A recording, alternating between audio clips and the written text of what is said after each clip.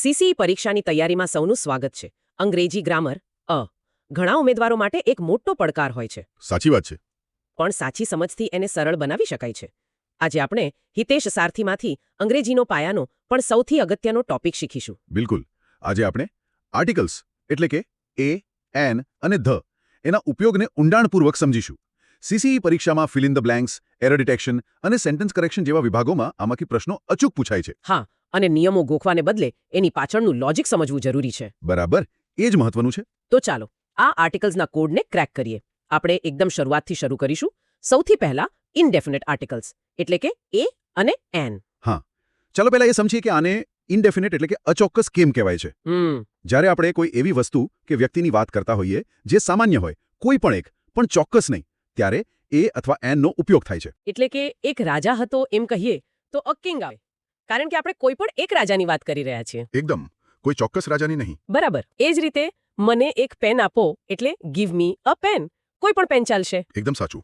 હવે સૌથી મહત્વનો મુદ્દો, જ્યાં પરીક્ષામાં માર્ક્સ કપાય છે, એ ક્યારે વાપરવો અને એન ક્યારે. હા, પેલો એ ઈ આઈ ઓ યુ વાળો નિયમ. મોટાભાગના વિદ્યાર્થીઓને એ શીખવામાં આવે છે કે જે શબ્દ એ ઈ આઈ ઓ યુ થી શરૂ થાય તેની આગળ એન આવે.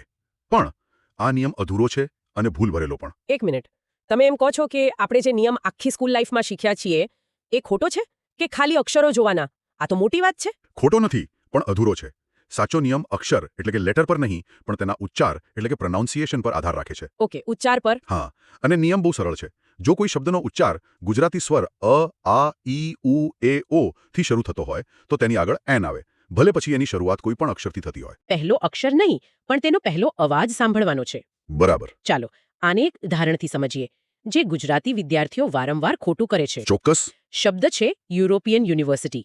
અહીં શું આવશે? મોટાભાગના લોકો ઈ જોઈને એન મૂકી દેશે. અને ત્યાં જ ભૂલ થાય. યુરોપિયનનો ઉચ્ચાર યુ થી શરૂ થાય છે.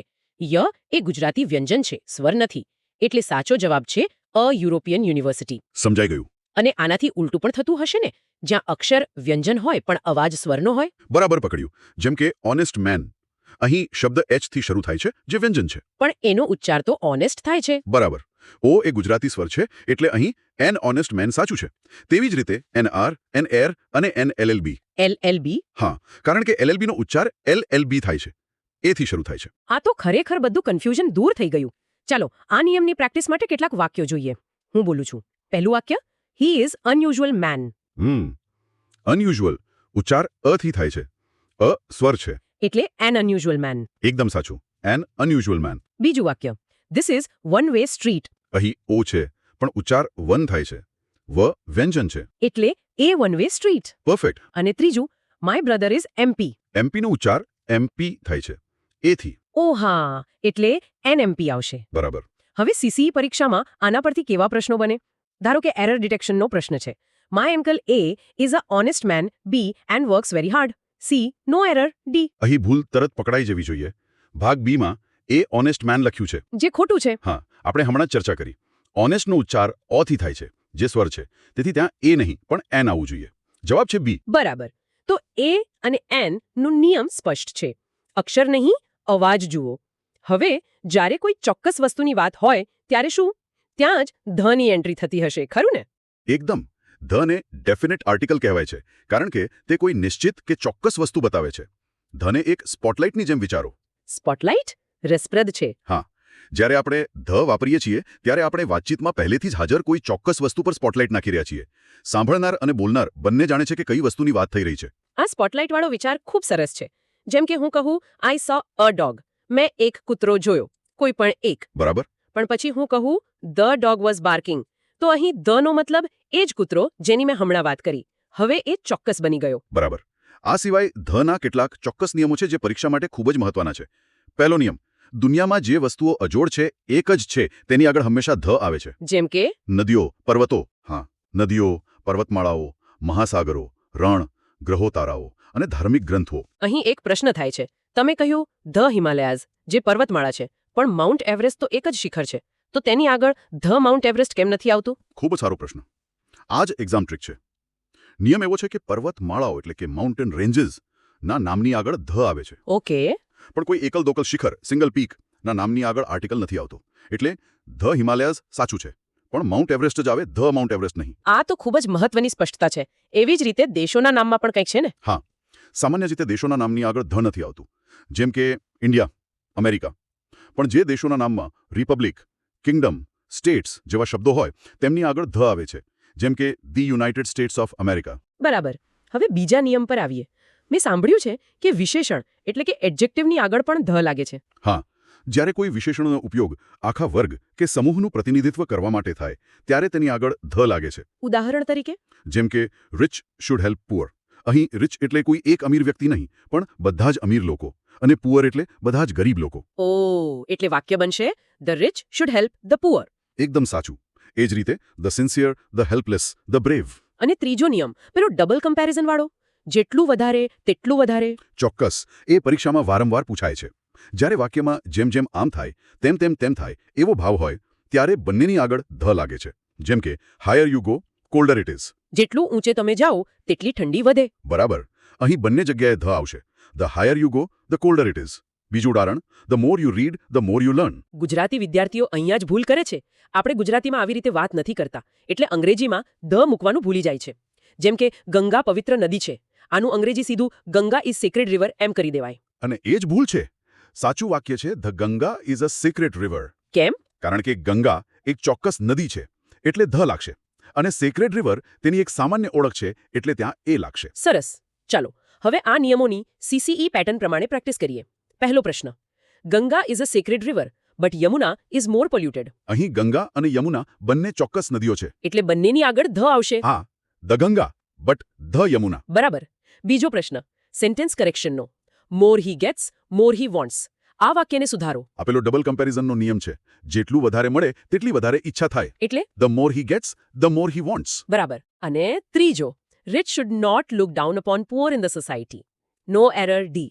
અહીં ભાગ સી માં ભૂલ છે. પુઅર અહીં ગરીબ લોકોના આખા સમૂહની વાત કરે છે. એટલે તેની આગળ ધ આવવું જોઈએ. The poor in the society. એકદમ સાચું. જવાબ સી છે. ખૂબ સરસ. તો આપણે એ, એન અને ધ ક્યારે વાપરવું તે શીખ્યા. પણ મને એ જાણવામાં વધુ રસ છે કે ક્યારે કશું જ ન વાપરવું. કારણ કે ખાલી જગ્યા દેખાય એટલે કંઈક મૂકી દેવાની આપણને આદત હોય છે. આ સૌથી અગત્યનો અને કન્ફ્યુઝિંગ ભાગ છે. Zero article. નિયમ એ છે કે જ્યારે કોઈ નામનો ઉપયોગ ખૂબ જ સામાન્ય અર્થમાં, જનરલ સેન્સમાં થતો હોય ત્યારે તેની આગળ કોઈ આર્ટિકલ નથી આવતો. તો એવા કયા કયા ક્ષેત્રો છે જ્યાં આપણે આર્ટિકલ નથી વાપરવાનો? સૌથી પહેલું ભાષાઓ અને વિષયોના નામની આગળ. જેમ કે I can speak Gujarati, the Gujarati નહીં. એ જ રીતે mathematics is my favourite subject, the mathematics ખોટું છે. ઓકે, ભાષાઓ અને વિષયો. બીજું, રમતગમતના નામની આગળ હી પ્લેઝ ક્રિકેટ, ધ ક્રિકેટ નહીં. ભોજનના નામની આગળ what did you have for dinner. અને ઋતુઓ, મહિનાઓ, દિવસોના નામની આગળ we go to Shimla in summer. આ તો ખરેખર એવી જગ્યાઓ છે જ્યાં ભૂલ થવાની પૂરી શક્યતા છે. ખાસ કરીને મેન, લાઈફ, નેચર જેવા શબ્દો વિશે શું નિયમ છે? જ્યારે મેન, લાઈફ, ડેથ, નેચર જેવા શબ્દોનો ઉપયોગ સમગ્ર જાતિ કે વ્યાપક અર્થમાં થાય ત્યારે તેમની આગળ કોઈ આર્ટિકલ નથી આવતો. જેમ કે મેન ઇઝ મોર્ટલ. અહીં મેન એટલે કોઈ એક પુરુષ નહીં, પણ સમગ્ર માનવજાત, એટલે આગળ કંઈ નહીં આવે. પણ અહીંયા પણ પેલો લેવલ 2 વાળો નિયમ લાગુ પડતો હશે ને, કે જ્યારે આ સામાન્ય વસ્તુઓને ચોક્કસ બનાવી દઈએ ત્યારે ધ પાછું આવી જાય. બરાબર. આ જ તો પરીક્ષાની ખરી કસોટી છે. સામાન્ય નિયમ છે કે પાણી, ખાંડ જેવા અનકાઉન્ટેબલ્સની આગળ આર્ટિકલ ના આવે. જેમ કે water is essential four life. બરાબર. પણ જો હું કોઈ ચોક્કસ પાણીની વાત કરું, જેમ કે water of the Ganga is considered Holi, તો અહીં ગંગાના ચોક્કસ પાણીની વાત છે. એટલે ધ વોટર આવશે. એકદમ. એ જ રીતે the dinner we had last night was delicious. અહીં ગઈકાલના ચોક્કસ ડિનરની વાત છે. ચાલો તો આ ઝીરો આર્ટિકલની પ્રેક્ટિસ કરીએ. પહેલો પ્રશ્ન, he is learning French but he ફાઇન્ડ્સ physics very difficult. અહીં ફ્રેન્ચ એક ભાષા છે અને ફિઝિક્સ એક વિષય છે. એટલે બંને જગ્યાએ કંઈ નહીં આવે. બરાબર. Zero article. બીજો, error detection. The nature looks beautiful in the spring season. No error D. અહીં નેચર અને સ્પ્રિંગ બંનેનો ઉપયોગ સામાન્ય અર્થમાં થયો છે, એટલે બંનેની આગળ ધ નહીં આવે. ભાગ એ અને સી બંનેમાં ભૂલ છે. અને ત્રીજો, sentence correction. The main is the only animal that uses fire. અહીં મેન શબ્દ સમગ્ર માનવજાત માટે વપરાયો છે, તેથી તેની આગળ ધ નહીં આવે. સાચું વાક્ય, main is the only animal that uses fire. સરસ. આખી ચર્ચા ખૂબ જ ઊંડાણપૂર્વક અને સ્પષ્ટ થઈ. ચાલો આખા સેશનનો સારાંશ એક ટૂંકી યાદ રાખવાની ટ્રિક સાથે લઈએ. ચોક્કસ. 3 સ્ટેપ યાદ રાખો. સ્ટેપ 1, પહેલા ઉચ્ચાર જુઓ. ગુજરાતી સ્વર જેવો અવાજ તો એન, વ્યંજન જેવો અવાજ તો એ. ઓકે. સ્ટેપ 2, હવે અર્થ જુઓ. શું તે વસ્તુ ચોક્કસ છે? દુનિયામાં એક જ છે? જો હા તો ધ મૂકો. અને સ્ટેપ 3, જો ઉપરના બંને નિયમ લાગુ ન પડતા હોય અને વાત કોઈ ભાષા, વિષય, રમત કે વ્યાપક અર્થમાં હોય તો મોટે ભાગે ત્યાં કોઈ આર્ટિકલ નહીં આવે. તો ટૂંકમાં AN કોઈ પણ એક અચોક્કસ વસ્તુ માટે, ધ કોઈ ચોક્કસ નિશ્ચિત વસ્તુ માટે અને નો આર્ટિકલ જ્યારે વાત એકદમ સામાન્ય હોય. બરાબર. શરૂઆતમાં કદાચ કન્ફ્યુઝિંગ લાગશે, પણ જેટલી વધારે પ્રેક્ટિસ કરશો એટલું જ આ મગજમાં બેસી જશે. ભૂલો કરવાથી ગભરાશો નહીં. વિશ્વાસ રાખો, તમે ચોક્કસ સફળ થશો. આજે આપણે આર્ટિકલ્સના ઘણા મહત્વના નિયમો શીખ્યા. આશા છે કે CCE પરીક્ષામાં આ ચર્ચા ખૂબ જ ઉપયોગી નીવડશે. જતા પહેલા એક વિચાર. આપણે શીખ્યા કે ક્યારે કયો આર્ટિકલ વાપરવો. પણ હવે એ વિચારો કે આઈ સો અ મેન રનિંગ અને આઈ સો ધી મેન રનિંગ, આ બે વાક્યોના અર્થમાં કેટલો મોટો તફાવત છે. ફક્ત એ અને ધી બદલવાથી આખા વાક્યનો સંદર્ભ કેવી રીતે બદલાઈ જાય છે. આ નાનો તફાવત સમજવો એ જ ભાષા પર પકડ મેળવવાની સાચી ચાવી છે. જોવા બદલ આભાર.